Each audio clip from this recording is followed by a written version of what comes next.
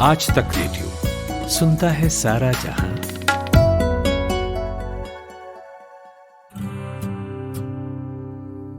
चलिए आपको सुनाता हूं आपकी ही कहानी। शुरू करते हैं नई कहानी का नया सफर।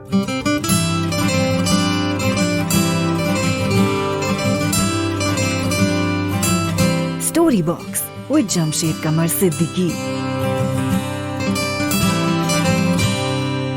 दोस्तों, आज मैं आपको सुना रहा हूं फिल्म मेकिंग में life time achievement Oscar honorary award जीतने वाले इंडियन फिल्म मेकर सत्यजीत राय की एक कहानी जिसका नाम है द क्लासमेट। तो चलिए शुरू करते हैं।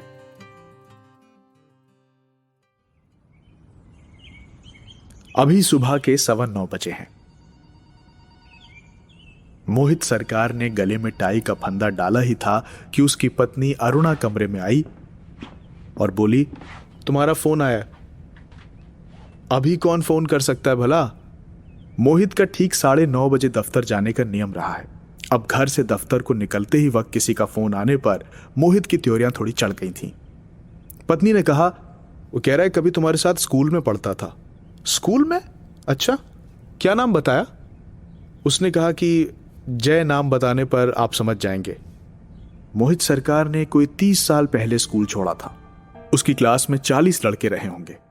अगर वो बहुत ध्यान से भी सोचे तो भी ज्यादा से ज्यादा 20 लोगों के नाम याद कर सकता है और इसके साथ उनका चेहरा भी। खुशकिस्मती से जय, जिसका पूरा नाम जयदेव था, उसका नाम और चेहरा अब भी मोहित को याद है। लेकिन वो यानी कि जयदेव क्लास के सबसे अच्छे लड़कों में से एक था। गोरा, सुंदर सा चेहरा, पढ़ने लिखने में होशियार, खेल कूद में भी आगे, हाई जंप में तो वो अव्वल था। कभी कभी वो ताश के खेल भी दिखाया करता था और उसने कई बार अवार्ड्स भी जीते थे।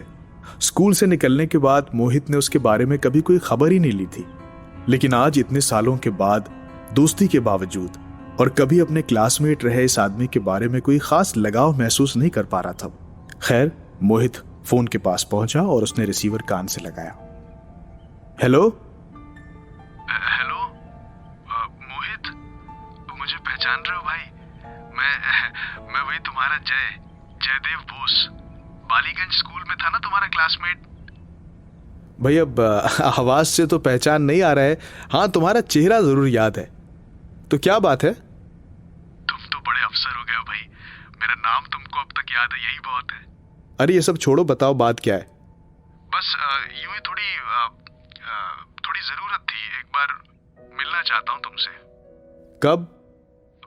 जब तुम कहो, लेकिन थोड़ा जल्दी हो तो अच्छा। तो फिर आज ही मिलो। मैं शाम को 6 बजे आ जाता हूँ घर। तुम 7 बजे तक आ पाओगे? क्यों नहीं, मैं बिल्कुल आ जाऊंगा। मैं 7 बजे आता हूँ। हाँ, थैंक यू। बातें करेंगे तब। हाँ,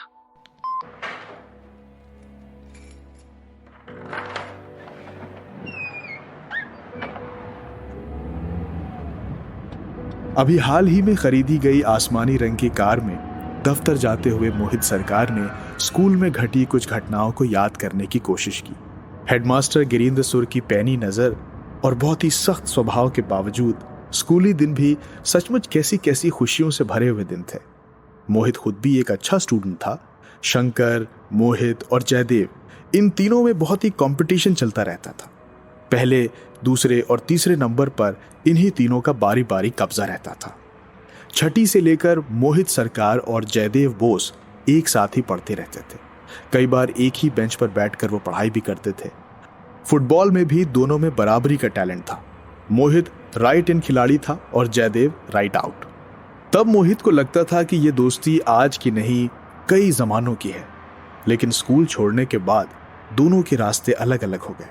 मोहित के पापा एक रईस आदमी थे, कलकत्ता के नामी वकील थे।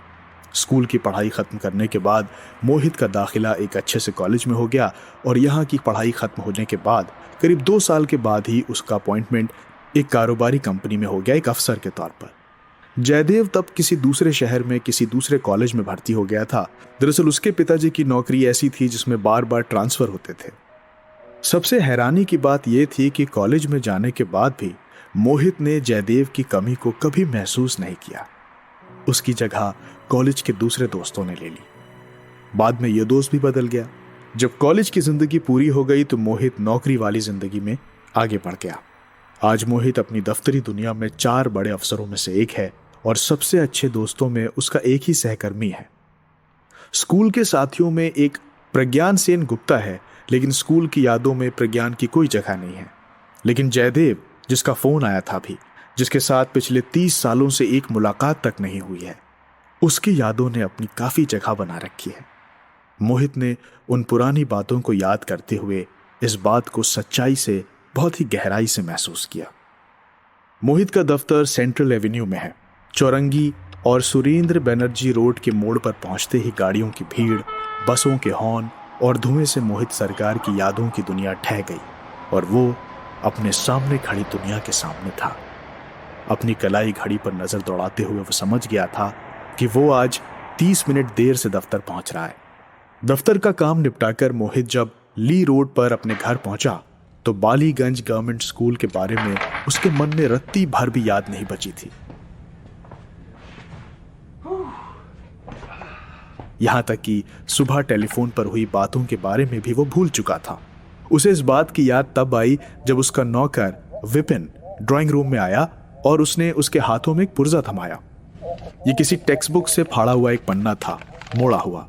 इस पर अंग्रेजी में लिखा था, Jaidev Bose as per appointment. Radio पर बीबीसी से आ रही खबरों को सुनना बंद करके मोहित ने विपिन से कहा, उसे अंदर आने को कहो। लेकिन उसने दूसरे ही पल यह महसूस किया कि जय इतने दिनों के बाद मुझसे मिलने आ रहा है। उसके नाश्ते के लिए भी कुछ मंगा लेना चाहिए था।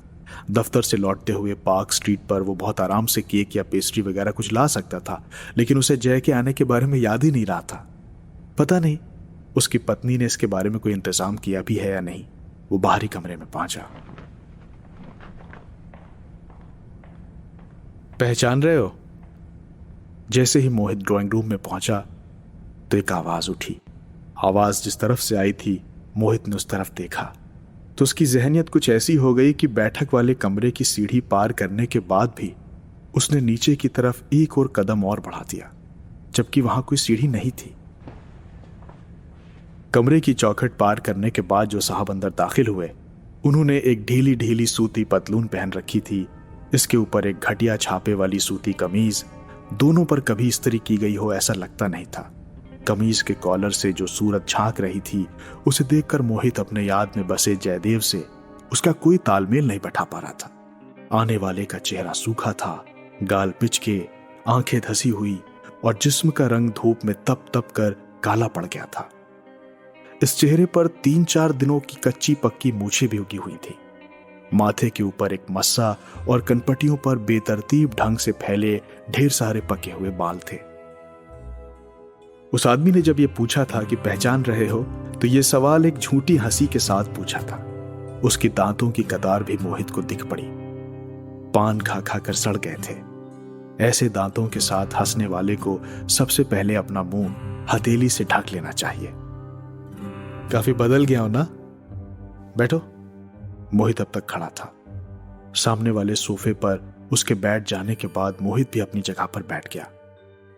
मोहित के स्टूडेंट्स डेज की तस्वीर उसके एल्बम में पड़ी है। उस तस्वीर में 14 साल के मोहित के साथ आज के मोहित को पहचान पाना बहुत मुश्किल नहीं है। तो फिर सामने बैठे जय को पहचानना इतना मुश्किल क्यों हो रहा है? सिर्फ 30 सालों में क्या चेहरे में इतना बदलाव आ जाता है? जयदेव ने कहा, तुम्हें पहचान पाने में कोई मुश्किल नहीं हो रही है। मैं तुम्हें रास्ते में ही देखता तो पहचान जाता। भला आदमी आते ही शुरू हो गया। दरअसल मुझ पर मुसीबतों का पहाड़ सा टूट पड़ा है। कॉलेज में ही था कि पापा गुजर गए। मैं पढ़ना लिखना छोड़कर नौकरी की तलाश में भटकता रहा और बाकी तुम्हें पता ही है।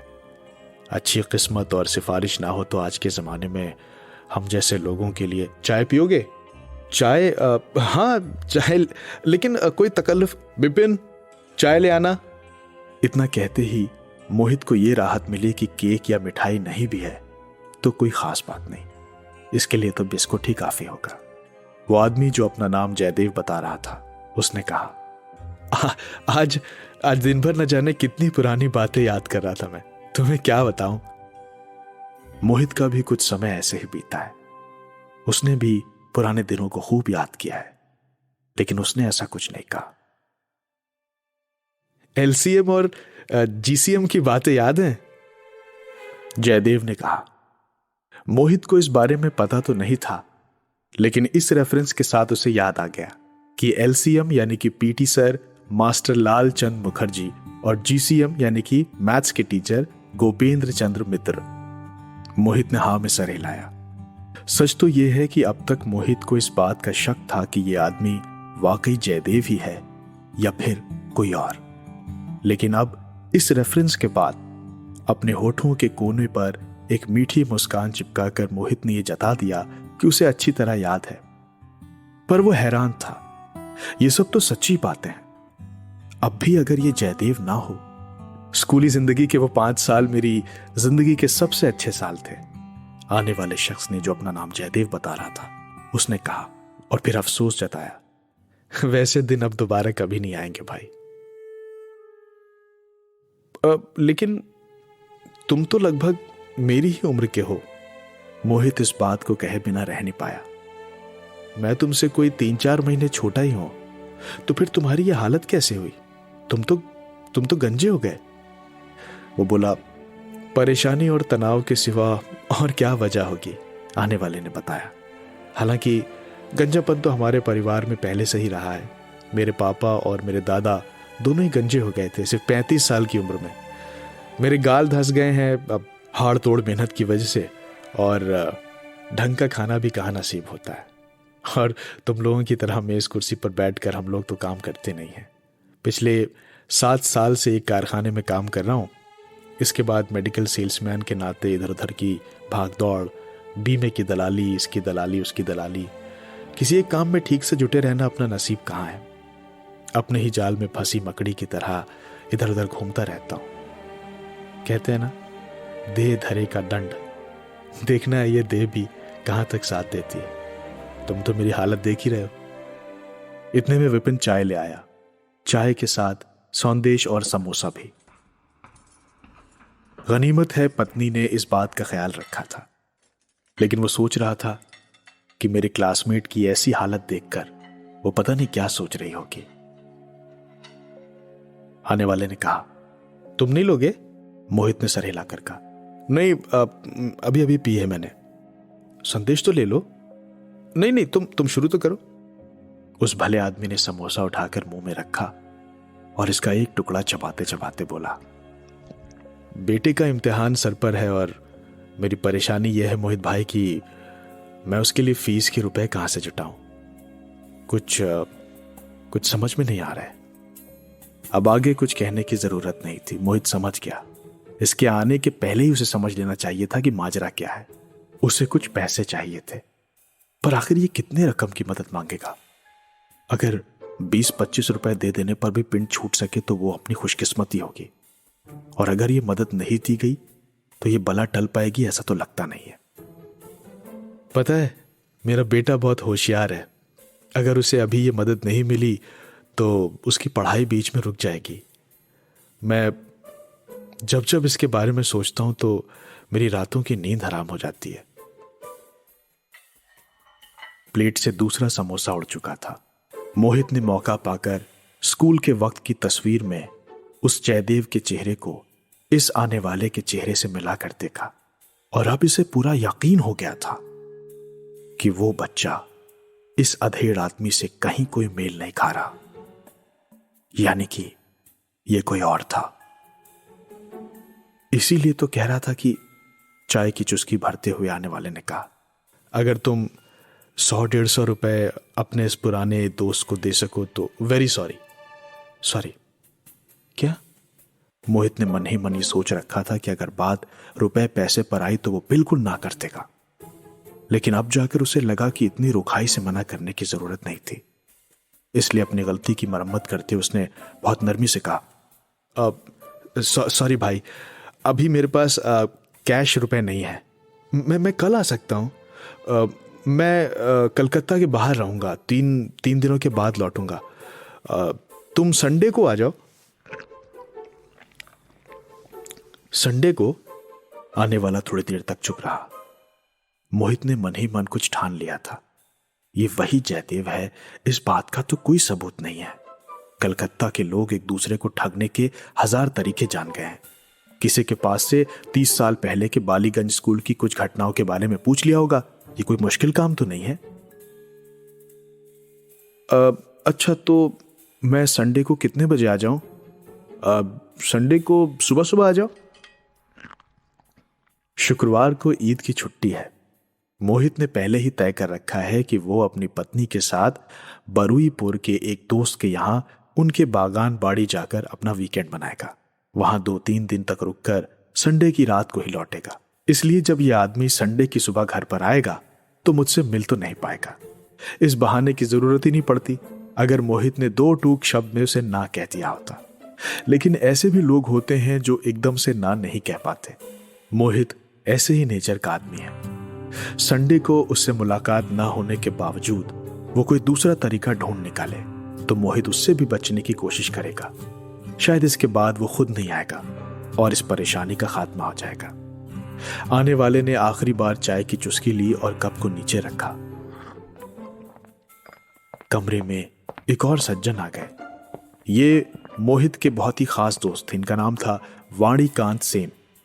इनके बाद 2 और लोगों के भी आने की बात है और फिर यहां पर ताश का अड्डा जमेगा। उसने आने वाले शख्स की तरफ शक की नजरों से देखा। मोहित उस शख्स को भांप गया था। शायद इसीलिए उसने आए हुए शख्स से अपने दोस्त का परिचय नहीं कराया और बोला, अच्छा तो फिर मिलेंगे, अभी मैं चलता हूं। कहकर वो आने वाला शख्स उठ खड़ा हुआ। तुम मुझ पर यह उपकार कर दोगे तो मैं हमेशा तुम्हारा एहसानमंद रहूंगा। उस आदमी के जाने के बाद वाणीकांत ने मोहित की तरफ हैरानी से देखा और पूछा, यह आदमी तुमसे तू कह के बात कर रहा था? हाँ, बात क्या है? कौन है ये? मोहित बोला, इतनी देर तक तो तुम ही कह के बात कर रहा था, बाद में तुमको सुनाने के लिए शायद तू पर आ गया। कौन है यह आदमी? मोहित कोई जवाब दिए बगैर बुक शेल्फ की तरफ बढ़ गया और उस पर से एक पुराना फोटो एल्बम बाहर निकाल लिया। फिर इसका एक पन्ना उलटकर वाणीकांत को सामने दिखा दिया। वाणीकांत बोले, ये तुम्हारे स्कूल का ग्रुप है शायद? हाँ, बोटोनिक्स में हम सब पिकनिक के लिए गए थे, मोहित ने बताया। ये 5 कौन कौन है? मुझे नहीं पहचान रहे? रुको जरा देखने तो दो। एल्बम को अपनी आंखों के जरा नजदीक ले जाते ही बड़ी आसानी से वाणीकांत ने अपने मित्र यानी कि मोहित को पहचान लिया। अच्छा, अब मेरी बाईं तरफ इस खड़े लड़के को देखो जरा ठीक से। तस्वीर को अपनी आंखों के कुछ और नजदीक लाकर वाणीकांत ने कहा, ये? हाँ, देख लिया। जो आदमी उठकर अभी अभी यहां से गया है वो यही है, मोहित ने बताया। स्कूल से ही तो जुआ खेलने की लत नहीं लगी इसे?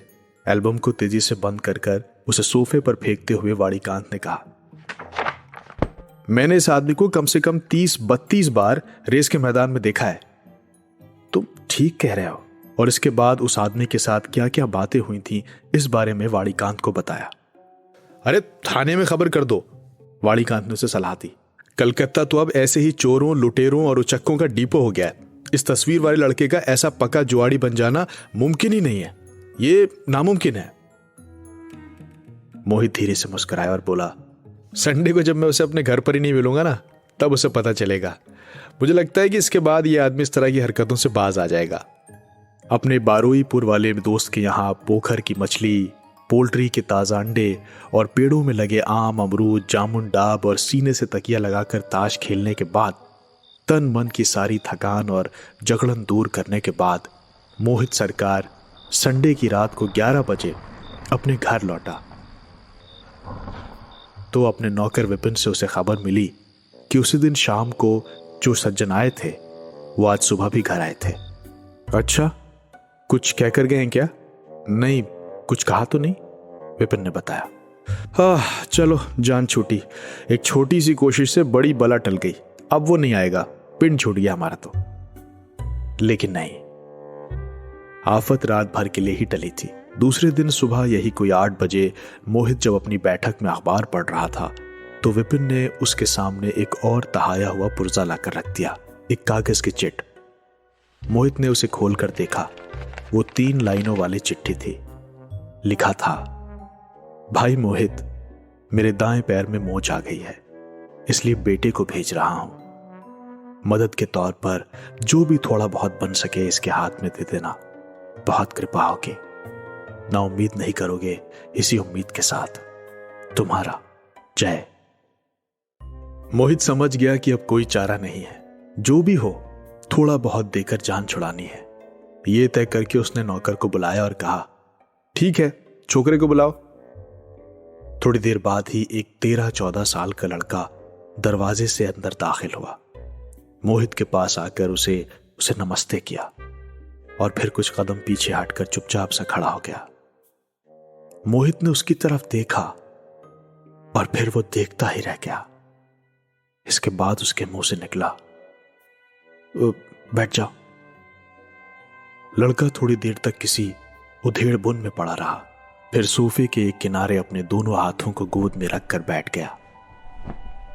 मैं भी आया, मोहित ने उससे कहा और फिर वो चला गया। मोहित ने दूसरे तल्ले पर जाकर अपनी घरवाली के आंचल से चाबियों का गुच्छा खोला। इसके बाद अलमारी खोलकर 50 रुपए के 4 नोट बाहर निकाले।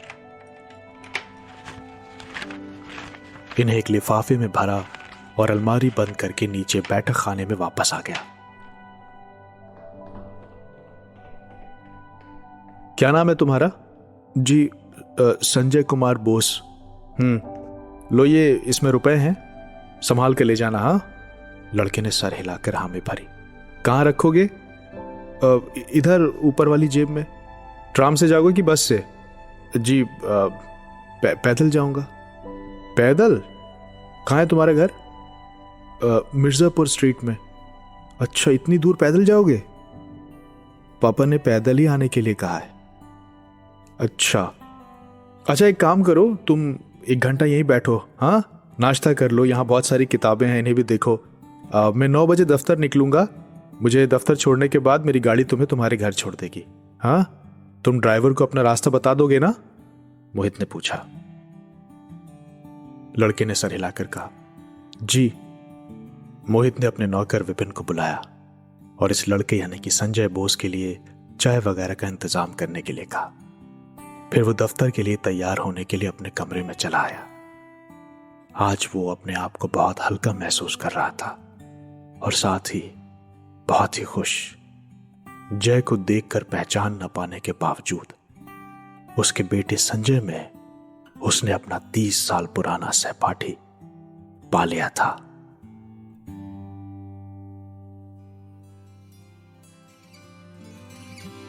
तो दोस्तों, ये थी आज की कहानी जिसका नाम था द क्लासमेट। उम्मीद है आपको पसंद आई होगी। इस कहानी के बारे में कुछ भी कहने सुनने के लिए आप मेल कीजिए radio@aajtak.com पर। कहानी का साउंड डिजाइन किया है अमृत विज जी ने। अगले हफ्ते फिर मुलाकात होगी किसी नई कहानी, नए किरदार और नए एहसास के साथ। मेरा नाम है जमशेद कमर सिद्दीकी। दुआओं में याद रखिएगा।